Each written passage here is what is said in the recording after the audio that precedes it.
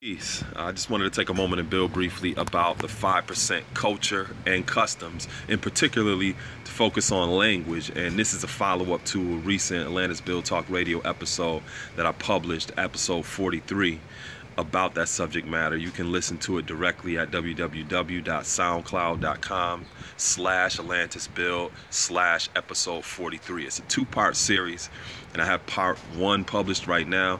I'm also going to put the link in the description so that you can go right there.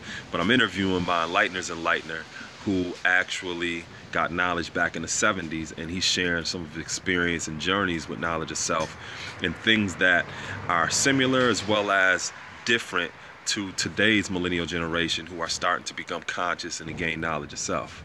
Hey, how you doing, bro? All right, how's your day? Yeah. So he shares a lot of his experience in his journey and knowledge of self in that interview, so I encourage you to check that out.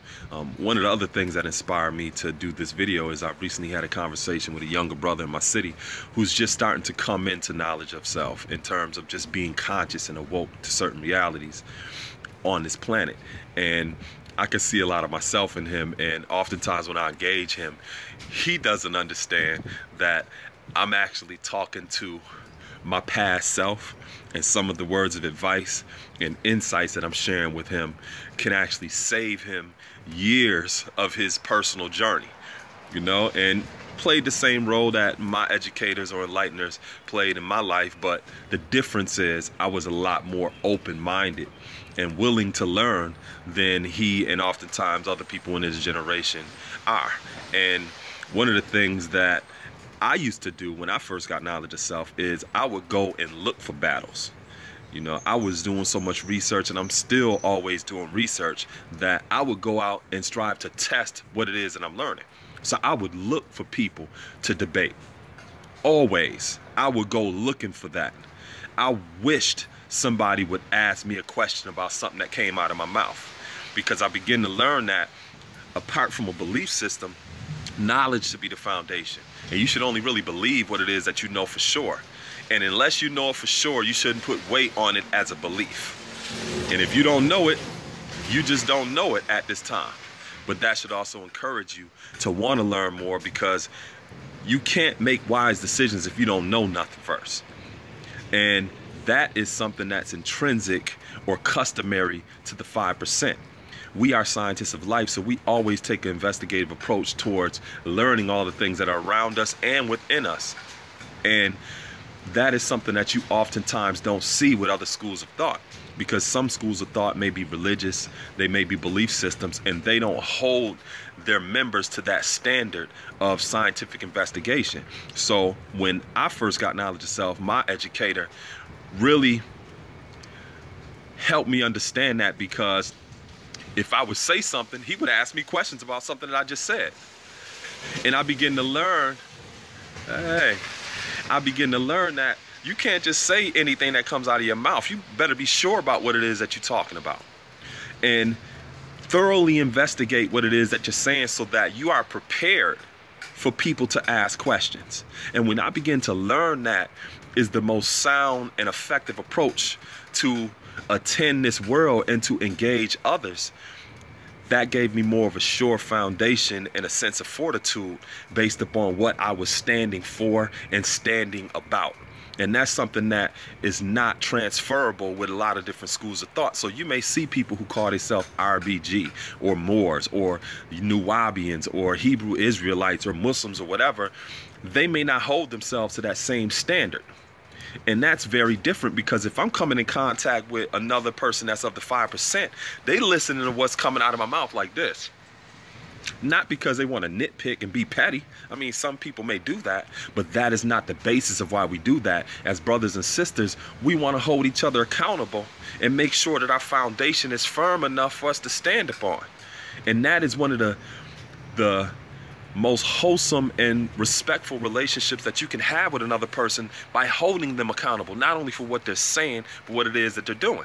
So if I'm in the midst of 5%, I'm weighing my words.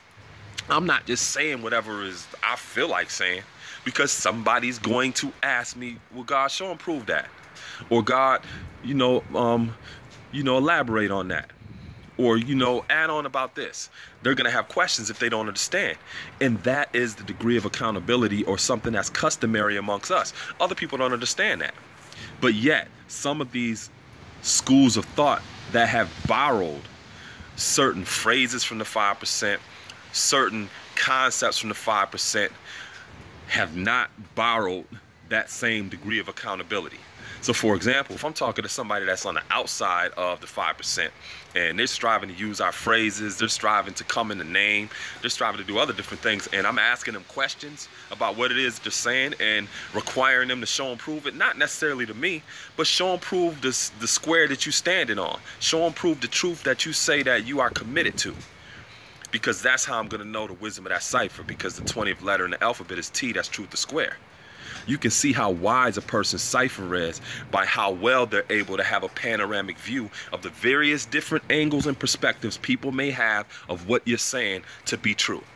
And if you haven't put yourself in a position where you've thoroughly investigated what you're saying enough, where you can predict what somebody may say about what you're saying, and be prepared to answer certain questions and to respond to different things that people are going to say, you have not shored your foundation up enough to stand on something that you say you should be standing for.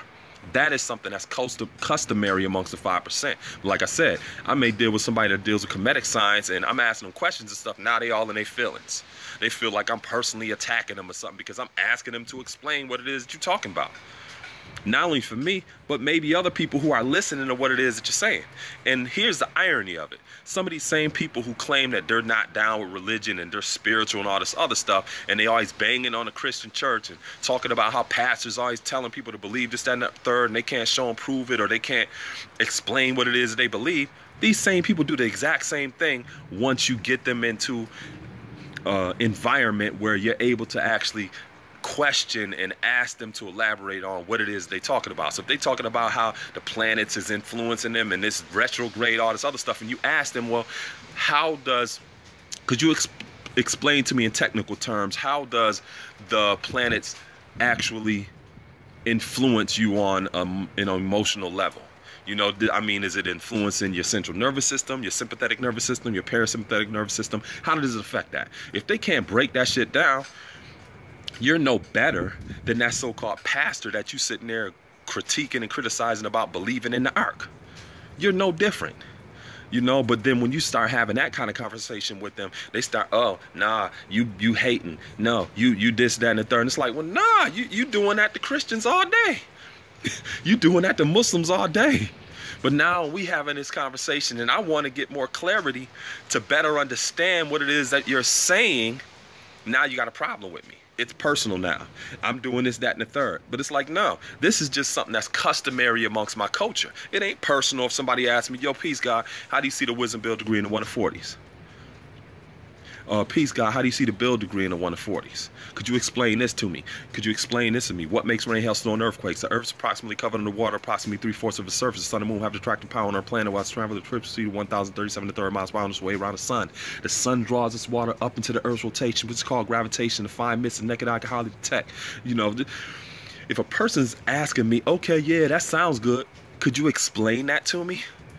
And I get all, oh, nah, you just, and I'm trying to use transference to redirect the conversation into an area that is more comfortable for me, because I can't explain what it is and I'm standing on. Now I'm dealing with a belief system. Now I'm bullshitting people. So as brothers and sisters, that's something that we hold sacred amongst each other in the 5%. We hold each other accountable for what it is that we saying we do. In some areas, it may be lacking, where you may not see 5%, holding brothers and sisters accountable to each other and to their families and to their communities the way that they should. But that is something that is intrinsic to our culture since its inception. So I will, this was inspiring, empowering, it was educational, and just, gave you a little bit of insight into what was on my mind in regards to that. And I encourage you again to please go and check out my episode 43 about 5% culture and customs, interviewing my enlightener's lightener, Life Justice. Is very insightful, and like I said, I'm putting it in the description of this video so that you can go directly there. So peace, and thanks for listening.